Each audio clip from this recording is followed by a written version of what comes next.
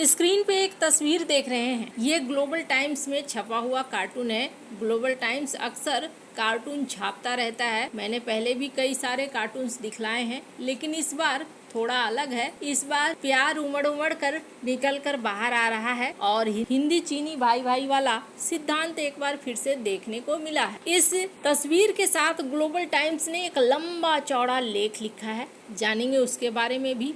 वहीं अब अमेरिका खुद की जाल में कैसे फंसता जा रहा है वो भी देखने को मिलेगा। और इन सब के बीच में जिम रॉजर्स ने क्यों कहा कि डोनाल्ड ट्रंप को कुछ नहीं पता है एशिया में क्या चल रहा है। टीवी देखते हैं और डिसीजन ले लेते हैं। भारत को लेकर उन्होंने कई बड़ी बातें कही है और ईरान ने भारत को रास्ता बताया है कि कैसे डोनाल्ड ट्रंप के टैरिफ को चकमा दिया जा सकता है। जियोपॉलिटिक्स में बहुत कुछ चल रहा है, हमेशा की तरह जानने को मिलेगा बहुत कुछ, इसलिए वीडियो को अंत तक जरूर देखें। ये जो ग्लोबल टाइम्स देख रहे हैं, ग्लोबल टाइम्स अक्सर भारत के आलोचना में ही लिखता है, लेकिन अब एक बड़ा बदलाव देखने को मिल रहा है। इस बदलाव में ये देखने को मिल रहा है कि ग्लोबल टाइम्स ने भारत की तारीफ करनी शुरू कर दी है, अच्छी अच्छी बातें लिखनी शुरू कर दी है। इस तस्वीर में वो दिखला रहे हैं कि देखो, दोनों को एक ही रास्ते में जाना है, तुम्हें भी और मुझे भी। ये भारत को हाथी से दिखलाते हैं और वैसे तो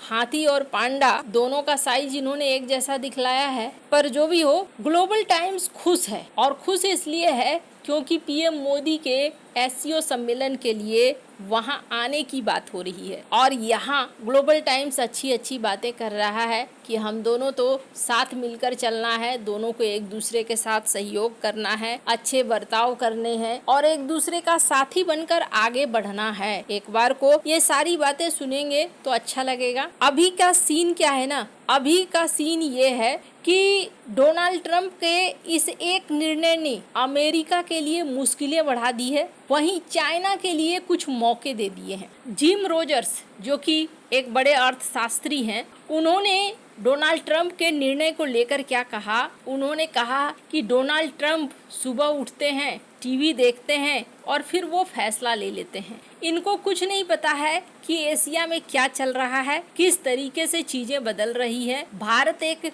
ग्लोबल आर्थिक पावर की तरह बढ़ता जा रहा है और भारत के साथ अमेरिका को अपना व्यापार बढ़ाना था, 500 बिलियन डॉलर तक ले जाना था। ये एक अच्छा मौका था अमेरिका के लिए और अमेरिका को ऐसा ही निर्णय लेना चाहिए, एशिया के साथ मिलकर चलना चाहिए, न कि एशिया के खिलाफ टैरिफ के ये दाव चलने चाहिए। स्क्रीन पर ये आर्टिकल देख रहे हैं, इस आर्टिकल में ये सारी बातें लिखी गई हैं। जिम रॉजर्स ये कह रहे हैं, लेकिन दुनिया भर के विशेषज्ञों को ये समझ में नहीं आ रहा है कि भारत तो तेल खरीदता है रूस से, लेकिन चाइना उससे कहीं ज्यादा तेल खरीदता है, यूरोप उससे ज्यादा कहीं खरीदता है, लेकिन भारत को ही अमेरिका टारगेट क्यों कर रहा है। मैंने पहले भी कहा है, ऑपरेशन सिंदूर के बाद न दो चीजें दुनिया को दिखी है। पहली चीज ये दिखी है कि भारत रणनीति और डिफेंस में अब कमजोर नहीं रह गया है। जिस तरीके से भारत ने अपना ताकत दिखलाया है ना,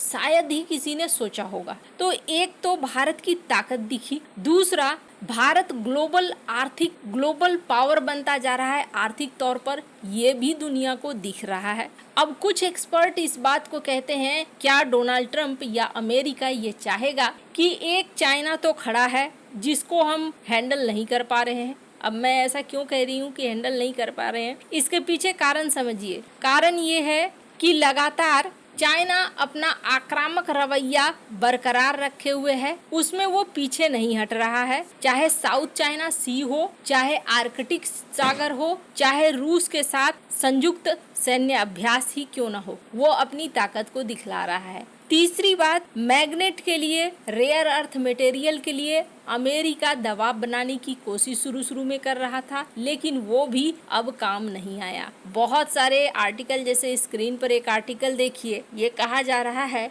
कि अब अमेरिका को चाइना बहुत बड़ा लगने लगा, इसलिए उसे परेशान करने के बजाय उसने अब भारत को चुना है परेशान करने के लिए। वहीं अब जो अमेरिका ने अपने दोस्त देशों सभी के ऊपर कुछ न कुछ टैरिफ इसने लगा दिया है। इन्होंने सोचा था ये चाइना के ऊपर भी लगा देंगे, लेकिन चाइना रेयर अर्थ मटेरियल वाला कार्ड खेल दिया। तो अब सीन क्या हो गया है, सारे देशों पर टैरिफ लगभग लगने के बाद दर्जनों देशों पर चाइना के लिए इनको जगह छोड़नी पड़ रही है। डोनाल्ड ट्रंप कहते हैं कि मैं सेकेंडरी प्रतिबंध लगाऊंगा चाइना के ऊपर भी, लेकिन लुटनिक देखिए यहाँ पर क्या कहते हैं। ये कहते हैं कि अमेरिका और 90 दिनों के लिए चाइना के टैरिफ को आगे बढ़ा सकता है। ये चाइना के लिए नहीं बढ़ा रहे हैं, ये खुद के लिए बढ़ा रहे हैं, ताकि इनके बाजार में ऐसा न हो कि चीजें इतनी महंगी हो जाएं कि जनता फिर सवाल करना शुरू कर दे, जैसा कि अभी ही बहुत सारे एक्सपर्ट सवाल करना शुरू कर रहे हैं। ये चाहते हैं कम से कम फ्लो बना रहे। अब ये न चाहते हुए भी